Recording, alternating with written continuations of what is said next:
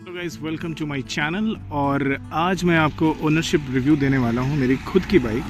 और फॉर्चुनेटली ये मेरा पहला व्लॉग है। और ये है मेरी bike Honda CB350 RS 2024 variant. और ये है इसकी चाबी, ब्लैक फिनिश के साथ ये चाबी आती है। मेरा ओनरशिप रिव्यू, मैं ऐसे कहना चाहूँगा कि मैंने इस बाइक को करीबन 10,000 किलोमीटर चला लिया है। और अब मैं इस स्टेट में हूँ जहाँ पे मैं इसके बारे में, इसकी खूबी, इसकी खामी के बारे में आपको बता सकता हूँ। ये बाइक मैंने फरवरी 2024 में लिया है और करीबन 9-10 महीने हो चुके हैं। और ये बाइक मैंने ऑन रोड कुछ 2,60,65,000 के आसपास मुझे ये पड़ा था विदाउट एक्सेसरीज़। ओनरशिप की अगर मैं बात करूं तो मैंने इस पे कुछ अच्छे ट्रिप्स किए हैं और मैंने इसको दिल खोल के चलाया है, कहने का मेरा ये मतलब है। और मैं आपको आज, शायद मेरे इस वीडियो से आपको ये पता चल जाएगा कि क्या ये बाइक आपको लेनी चाहिए या नहीं लेनी चाहिए। स्टार्ट करते हैं बाइक के स्पेसिफिकेशन से। ये है Honda CB350 हाइनेस के ऊपर based, which is RS variant. RS को रोड सेलिंग भी कहते हैं। और ये एक स्क्रैम्बलर बाइक है। अगर आप देखोगे इसका जो लुक है, ये एक स्क्रैम्बलर है। स्क्रैम्बलर बेसिकली ऐसी बाइक्स होती हैं जो कि थोड़ा रोड पे भी चल सकती हैं, थोड़ा हल्का सॉफ्ट ऑफ रोडिंग भी कर सकती हैं। और इनके टायर साइज़ थोड़े डिफरेंट होते हैं। गौर से अगर आप देखोगे तो इसके फ्रंट टायर्स जो हैं विच इज़ 19। ये एक 19 सेक्शन का टायर है विच इज़ 100/90 से वो है। और जो पीछे का टायर है which is 17 section which is 150/70। ये टायर बहुत ही मोटा है। इन कंपैरिजन टू हाइनेस में शायद 130 सेक्शन का टायर आता है और ये 150 है। पर हाइनेस का जो साइज़ है वो डिफरेंट है। ये छोटा टायर है विच इज़ 17 एंड इसकी प्रोफाइल थोड़ी मोटी है, तो इसके चलते इसका सर्कमफेरेंस उसी से मैच करता है। तो ये इसको स्क्रैम्बलर डिज़ाइन देता है। इन केस ऑफ क्रेडल, अगर हम इसका चेसी का ये देखें ये किस तरीके का है, तो ये single down tube double cradle type का इसका चेसी है। और ये बाइक का engine which is heart of this bike which is 348 cc engine, जो कि ऑलमोस्ट 21 bhp निकालती है और 13 न्यूटन ऑफ टॉर्क निकालती है। तो ये तो बाइक के इंजन की स्पेसिफिकेशन हो गई। टैंक जो है ये 15 लीटर का है और कैपेसिटी वाइज भी बहुत अच्छा है, रेंज वाइज भी बहुत अच्छा है। तो रेंज पे हम बाद में आएंगे। और अगर मैं आपको सबसे बेहतर चीज़ इस बाइक की बताऊं तो डेफिनेटली जो हमारे लोगों को बहुत पसंद आता है वो है एग्जॉस्ट।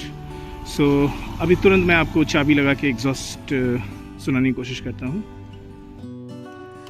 ये हमने लगाई चाबी और अब मैं आपको सुनाने वाला हूँ इसका एग्जॉस्ट।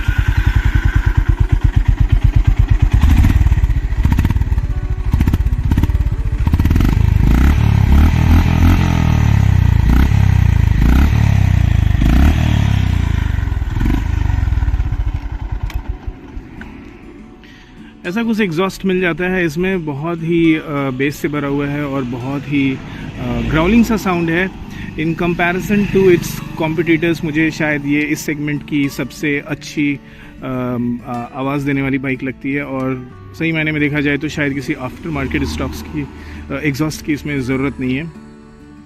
खैर, अब आते हैं बाकी के पॉइंट्स पे। In terms of ownership, almost जैसे मैंने कहा 10,000 किलोमीटर मैं इसको चला चुका हूँ। 10,000 में मेरी 2 सर्विस हो चुकी है और अभी कुछ टाइम के बाद 3rd सर्विस आएगी। सर्विस मेरी जो पहली थी वो क्लोज टू 750 किलोमीटर्स पे मैंने कराई थी और दूसरी शायद 5,000-5,500 के आसपास मैंने कराई थी। तो सर्विस और आफ्टर सेल्स के पर्सपेक्टिव से तो मुझे बाइक अच्छी लगी, मुझे कोई दिक्कत नहीं हुई। और सर्विस रिलेटेड डिटेल्स पे भी मैं आपको बाद पे इनपुट दूंगा। तो मेन जो मुद्दा है कि आखिर ये बाइक है कैसी और किसको लेनी चाहिए और चलाने में कैसी है। मेरा खुद का जो एक्सपीरियंस रहा है कि मैं बहुत ही तेज़ तर्रार बाइक चलाना मुझे शायद अब पसंद नहीं है। मुझे क्रूज़िंग करना पसंद है और मैं क्रूज़ करना ज़्यादा प्रेफर करता हूँ और लॉन्ग डिस्टेंस चलाने पे मुझे ज़्यादा मज़ा आता है। तो मैंने इस बाइक को इसलिए लिया था ताकि मैं इसको लॉन्ग डिस्टेंस पे ले जा सकूँ, क्रूज़ कर सकूँ। 100-110 पे ये बाइक बहुत ही स्टेबल रहती है because of the rear fetid tyre which is 150, जो मैंने आपको पहले भी बताया है।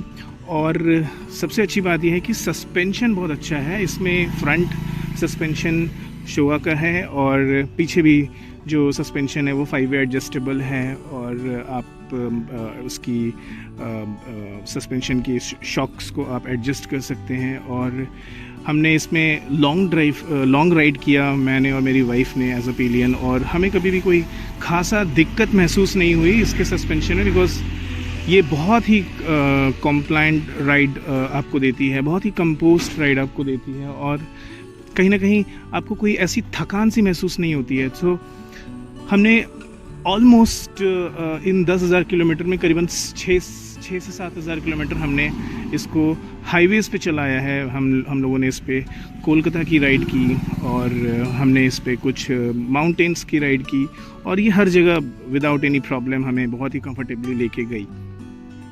इस बाइक की जो सबसे अच्छी यूएसपी है वो है इसका इंजन।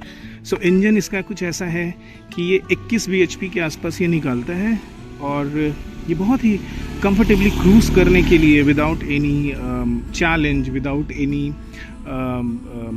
इशू, ये आपको ऑल डे लॉन्ग आपको ये क्रूज़ करा सकता है।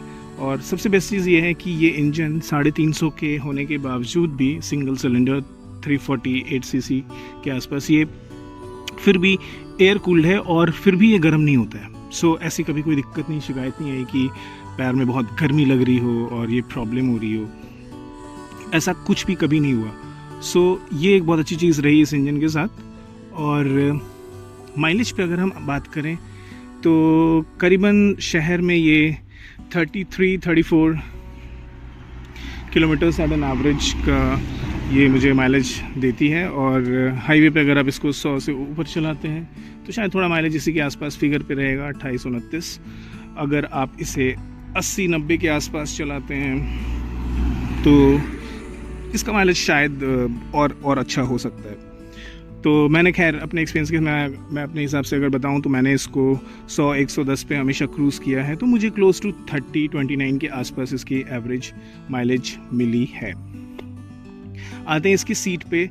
सो ये जो सीट है ये कुछ अलकंटारा लेदर फिनिश टाइप का कुछ ये लगता है और टक एंड रोल सीट इसे कहते हैं। ब्लैक कलर का है, थोड़ा गंदा हो गया है क्योंकि मैंने इस पर कोई सीट कवर नहीं लगाया है। और सबसे अच्छी बात इस सीट की ये है कि ये रिब्ड है, जिसके चलते जो बैठने पे ये कभी भी बहुत ज़्यादा पेनफुल महसूस नहीं होता है और ये थोड़ी सी स्टिफ भी है, बहुत ज़्यादा सॉफ्ट नहीं है। तो लॉन्ग राइड पे इस पर बहुत कंफर्टेबली बैठा जा सकता है। और कई वीडियोस में मैंने देखा है कि लोगों का ये सवाल होता है, कस्टमर्स का ये क्वेश्चन होता है कि क्या ये पिलियन के लिए है कि नहीं है। सो पिलियन के लिए डेफिनेटली ये बाइक है बिकॉज इसकी सीट बहुत अच्छी है और शायद अपने सारे अलग 350 अदर 350 वेरिएंट्स के अगर कंपैरिजन में देखूं तो एक ये बाइक है जिसकी सीट सबसे ज़्यादा कंफर्टेबल है बिकॉज ये लॉन्ग राइड के लिए थोड़ी स्टिफ है और लॉन्ग राइड पे आपको बहुत ही ज़्यादा सॉफ्ट सीट आपको प्रॉब्लम दे सकती है। तो मैं तो ये कहूँगा कि हाँ, मेरी वाइफ ने कभी कोई ऐसा कुछ कंप्लेंट नहीं किया, तो मैं ये कह सकता हूँ कि हाँ ये सीट कंफर्टेबल है। और वो भी तब जब हमने इस पर almost 800-900 kilometre in a day complete किया है। इंस्ट्रूमेंट कंसोल पे अगर हम आते हैं तो बहुत ही सिंपलिस्टिक इंस्ट्रूमेंट कंसोल है। आपको स्पीडोमीटर और एक छोटी सी एलसीडी डिस्प्ले पे आपको गाड़ी का गियर, फ्यूल और टाइम और कितना ट्रिप हो चुका है, odometer and all those stuff आपको यहाँ पे दिख जाता है।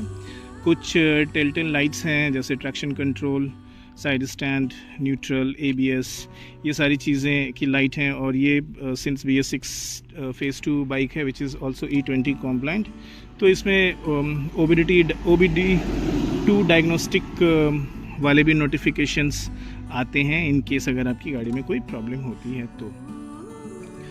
सिटिंग पोजीशन के हिसाब से अगर मैं बात करूं तो मैं 6 फीट 1 इंच टॉल गाय हूं और मुझे कभी कोई दिक्कत नहीं हुई। मेरे बैठने के पर्सपेक्टिव से ये मुझे बहुत ही सूटेबल बाइक लगी और ग्रिप थोड़ा सा इसका हल्का सा इन कंपैरिजन टू हाईनेस और जेनरिक जो दूसरी बाइक्स होती हैं उस इस सेगमेंट की, उससे थोड़ा सा ये हल्का सा आई वुड से कि एग्रेसिव है। इसके फुट पेक्स थोड़े से रियर सेट हैं और थोड़ा सा एक कमांडिंग सा ग्रिप और स्टैंस बनता है जब आप इस पे बैठते हो। तो ये तो हो गया इसके राइड और एक्सपीरियंस को। अब मैं इसका बताता हूँ आपको कि ये पहाड़ों पे कैसा परफॉर्म किया, क्योंकि मैंने इसको पहाड़ों पे भी चलाया है। तो पहाड़ों पे मुझे ऐसा फील होता है कि ये गाड़ी सही है, सूटेबल है। मैं ये नहीं कहूँगा कि बहुत ही ज़्यादा पावरफुल है, बट जो सबसे अच्छी चीज़ ये है इस बाइक की कि इसका जो टॉर्क है वो ऑलमोस्ट आई बिलीव 3500 RPM के आसपास जो इसका मैक्सिमम टॉर्क वहाँ पे आ जाता है, जिसके चलते ये टॉर्की महसूस होती है। दी ओनली प्रॉब्लम इज़ कि इसमें टॉल गियरिंग है, जो आप सब ने शायद पहले भी बहुत सारी वीडियोस में सुना होगा। टॉल गियरिंग के चलते इसको फ्रीक्वेंट गियर चेंज करने की ज़रूरत पड़ती है और पावर बैंड में रखने की ज़रूरत पड़ती है। सो ये इसके साथ एक बेसिकली चीज़ है। तो अगर आपको गियर चेंज करना पसंद है, अगर आपको हमेशा इंगेज रहना पसंद है, तो उसके लिए ये बाइक आपको निराश नहीं करेगी और ये आपको फ्रीक्वेंट गियर चेंज के लिए हमेशा उत्सुक करेगी। लाइट एंड हेडलाइट्स के बारे में अगर मैं बात करूं तो पहाड़ों पे इनका परफॉर्मेंस कुछ खास नहीं है। इवन शहर के लिए भी ये खास नहीं लगा मुझे। तो मैंने इसमें एक auxiliary lights, set of auxiliary lights यहाँ पे लगवाई है, which is not very expensive, लेकिन हाँ इट सर्व द पर्पस। अभी फ़िलहाल मैंने कोई बहुत ही एक्सपेंसिव लाइट इस पर नहीं लगाया है। ये मुश्किल से मुझे 1000-1200 रुपये में ऑनलाइन मिल गया था और चल रहा है। बाद बाकी मैं अपग्रेड करूँगा अगर कभी बहुत ज़रूरत पड़ी तो, पर अभी फ़िलहाल के लिए कोई ऐसा अपग्रेड है नहीं। और अगर मैं इसकी अदर गुड फीचर्स की अगर मैं बात करूं तो एक बहुत अच्छी चीज़ मुझे जो इस बाइक में लगती है वो है इसका फील। ये एक बहुत ही हाई क्वालिटी कंपोनेंट से बनी बाइक है। कुछ लोगों को ऑल्दो शिकायत हुई है कि इसमें पेंट का इश्यूज पाया गया है, ये कहीं ना कहीं से पेंट चिप ऑफ करता है, पर थैंकफुली मुझे अभी तक ऐसा कोई भी इशू देखने को नहीं मिला है। तो मैं ये कहूँगा कि मेरे हिसाब से जो पेंट क्वालिटी है वो ठीक है, एक्सेप्ट दिस वन प्लेस जहाँ पे ये हल्का सा पेंट इसका जा चुका है। तो शायद ये किसी तरीके का फ्रिक्शन से भी गया हो, पर अदरवाइज़ अगर मैं देखूँ तो वैसे इसकी पेंट क्वालिटी ठीक है। मुझे ऐसा सच कोई कंप्लेन नहीं है। कंट्रोल्स की अगर क्वालिटी की बात करूं तो कंट्रोल्स की क्वालिटी बहुत अच्छे हैं और बहुत ही टैक्टाइल फील आता है इसमें, बहुत ही सॉलिड फील आता है। तो ऐसा फील होता है कि आप एक महंगी बाइक पे हैं और हर चीज़ बहुत ही स्ट्रॉन्ग है। अभी तक 10,000 किलोमीटर चलाने के बावजूद भी किसी भी गड्ढे पे हम लेके गए हैं, कोई ख़राब सड़क, कभी अच्छी सड़क, इसमें कोई ऐसा पार्ट नहीं है जो मुझे ऐसा फील हुआ कि ये ढीला है या प्रॉब्लम कर रहा है, परेशान कर रहा है। तो ऐसा कभी महसूस नहीं हुआ। तो ये एक अच्छी चीज़ है। सेकंड बेस्ट चीज़ इसकी है कि शायद इस बाइक की सबसे उम्दा चीज़ इसकी रिफाइनमेंट है। ये बहुत ही स्मूथ है और 700-800 किलोमीटर लगातार चलाने के बावजूद भी मुझे कभी ऐसी बॉडी में कोई थकान नहीं महसूस हुई, ना कोई वाइब्रेशन की दिक्कत हुई। बिकॉज आप इसको 80, 90, 100 के आसपास आप इसको अगर रखते हो, 100, 110 तक भी रखते हो, तो ये आपको कभी वाइब्रेशन से परेशान नहीं करेगी। जो मेरी मेन थकान होती थी वो हमेशा लोअर बैक में हल्का सा pain because of the posture, वो भले आप अगर इतने लंबे जाते हो तो शायद हो सकता है। अदरवाइज़ बॉडी में मुझे कोई भी दिक्कत महसूस नहीं हुई, कोई भी थकान महसूस नहीं हुई। मैंने 800 किलोमीटर कब कैसे चला लिया इसे मुझे एक दिन में मुझे शायद कुछ खुद नहीं पता। तो ये एक तो अच्छी चीज़ थी। और अगेन एक और चीज़ को मैं मेंशन करना चाहूँगा, जो सबसे बेस्ट चीज़ मुझे थर्ड बेस्ट चीज़ जो इसमें सबसे ज़्यादा पसंद आई वो थे इसके टायर्स। तो टायर्स इसका ब्लॉक पैटर्न टायर है, और ब्लॉक पैटर्न टायर में एक ये फंक्शनैलिटी है कि जो इसमें जो कन्वेंशनल जो पैटर्न्स होते हैं उससे ये अलग होता है। और ये आप देखोगे ये चौकोर सा इसमें पैटर्न है। तो इस पैटर्न के चलते ये गाड़ी ऑलमोस्ट हर टेरेन में, मैं बहुत ही ज़्यादा एक्सट्रीम टेरेन की बात नहीं कर रहा, पर एक नॉर्मल जो हमारे इंडियन रोड्स का जो है उसमें ये बड़े अच्छे से ये एडजस्ट कर जाती है, और ये ग्रिप मेंटेन रहता है इसका। तो ये टायर ने मुझे एक्सीलेंट ग्रिप दिया over the highways, over some rough patches, और कभी ऐसा फील नहीं हुआ कि टायर लैक कर रहा है ग्रिप। तो ये मुझे कभी ऐसी दिक्कत महसूस नहीं हुई। तो ये तो हो गई इसकी बहुत सारी अच्छी बातें। अब मुझे आपको ये बताना है कि कौन सी ऐसी कुछ चीज़ें हैं जो मुझे इस बाइक में बिल्कुल पसंद नहीं है। ओके, सो पहली ऐसी चीज़ जो मुझे बिल्कुल पसंद नहीं है वो है इसके हॉर्न और इंडिकेटर की प्लेसमेंट। अगर आप देखोगे ये दोनों ऊपर नीचे हैं, जो कि शायद बहुत ही एर्गोनॉमिकली बहुत ही डिफरेंट है। सो अगर आप फ्रीक्वेंटली कोई दूसरी बाइक या दूसरी गाड़ी चलाते हो घर में और फिर आप इसको चलाते हो तो आप हमेशा कंफ्यूज रहोगे, या तो उस बाइक पे और या तो इस पे। थोड़े समय के बाद ये एडजस्ट हो जाता है, लेकिन ये थोड़ा दिक्कत फिर भी करता है। खैर, सेकंड चीज़ जो मुझे कुछ खास पसंद नहीं है वो है इसका ये कंसोल। इसमें कहीं ना कहीं ऑल्दो ये रेट्रो लुक में आती है, पर फिर भी कहीं ना कहीं शायद हल्का सा अगर होंडा सोचता तो इसमें एक टैकोमीटर डालता तो शायद और मज़ा आता। और टैकोमीटर इसलिए बिकॉज वो आपको फील देता है कि आप किस आरपीएम पे चल रहे हो, किस बैंड पे चल रहे हो। वो फ़िलहाल अभी इस सिंपल प्लेन एनालॉग डिजिटल में है नहीं। एनालॉग इसका अच्छा है, पर टैकोमीटर एक एडिशन होता तो और भी मज़ा आता। बहुत सारे लोगों को मिरर से शिकायत होती है, पर मुझे एज सच कोई ख़ास मिरर से शिकायत नहीं है। अगर आप इसे एडजस्ट कर लेते हैं तो आपको ठीक ठाक विजिबिलिटी मिल जाती है। फिर भी अगर आप चाहें तो आप इसको चेंज करा सकते हैं, पर एज सच कुछ भी कभी मुझे ऐसा महसूस नहीं हुआ कि मिरर से कोई मुझे प्रॉब्लम हुई है। एक और चीज़ जो मैं मेंशन करना चाहूँगा जो मुझे इस बाइक में बिल्कुल भी पसंद नहीं है वो है इसका बहुत ही ज़्यादा एक्सपोज्ड होना ओवर है।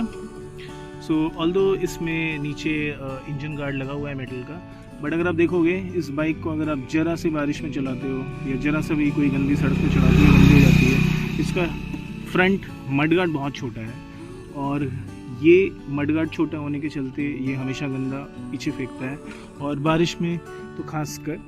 और साथ ही साथ पीछे में भी कोई टायर अगर है नहीं जो कि आप आफ्टर मार्केट लगा सकते हो, पर उसके एब्सेंस के चलते भी ये गंदगी पीछे फेंकता है। मैंने टायर अगर इस बारिश में भी नहीं लगाया बिकॉज मुझे इसका लुक बहुत पसंद है। तो ये बाइक जब पीछे से दिखती है तो ये बहुत ही हेवी दिखती है, और ये जो टायर साइज़ है ये बहुत अच्छे बाइक्स की टायर साइज़ है, बहुत महंगी बाइक्स में भी। इनफैक्ट BMW की भी एक बाइक है 850 सीसी की जिसमें सेम टायर साइज़ है, सेम स्पेक है 150/70। सो आप ऐसे कह सकते हो कि ये टायर साइज़ इसकी एक बिगेस्ट USP है। एक बहुत ही चंकी सा टायर है जो आपकी बाइक को बिग बाइक फील देता है। खामियां कुछ यही हैं, और मैं थोड़ा सा ये एक्सपेक्ट करता था कि शायद अगर इस सेगमेंट में होंडा ने इस बाइक को लॉन्च किया था और RS वेरिएंट लॉन्च किया था तो वो हाईनेस के कंपैरिजन में इसे थोड़ा सा ज़्यादा पावरफुल बना सकता था। कुछ 3-4 bhp ऐड करके, थोड़ा सा ट्यूनिंग करके ये बाइक थोड़ी सी और पावरफुल बन सकती थी, जिसकी थोड़ी बहुत कभी कभी कमी महसूस होती है। बट ओवरऑल मुझे और किसी चीज़ से कोई दिक्कत हुई नहीं है। इलेक्ट्रॉनिक्स इसके बहुत परफेक्टली काम करते हैं, ट्रैक्शन कंट्रोल इसका बहुत अच्छा काम करता है, और हर चीज़ बहुत बढ़िया है। जो लाइट्स में जो इम्प्रूवमेंट की ज़रूरत है वो खैर वो तो मास मार्केट में बहुत सारी LED लाइट्स नहीं अच्छी हैं, तो मैं उसको काउंट नहीं करता। पर अगर चाहें कंपनीज तो उसको भी सुधार सकती हैं। रेस्ट मुझे एज सच कोई इस बाइक में दिक्कत महसूस नहीं हुई। ये बहुत ही अटेंशन ग्रैब करती है अगर आप इसे फुली लोडेड करके आप कहीं लेके जाते हो। मैं पिक्चर डाल दूंगा कि ये कैसी लगती है जब ये फुली लोडेड रहती है, पीछे लगेज, साइड में लगेज, और उस समय इसकी फील ही कुछ और होती है। लोग देखते हैं, पूछते हैं इसके बारे में। सो बहुत ही प्राउड फील होता है because it's a reliable product. So ख़त्म करते हैं अब इस व्लॉग को यहीं पर, और आपके कोई भी क्वेश्चंस होंगे, कोई भी सवाल होगा, आप ज़रूर मुझे बताइएगा, कमेंट बॉक्स में डालिएगा और मैं कोशिश करूँगा उनको जवाब देने का। But overall I am happy and satisfied with this bike. So thank you so much ये व्लॉग देखने के लिए, और होपफुली हम और भी अच्छी कंटेंट्स को लेके आपके सामने आएंगे। Thank you, have a nice day.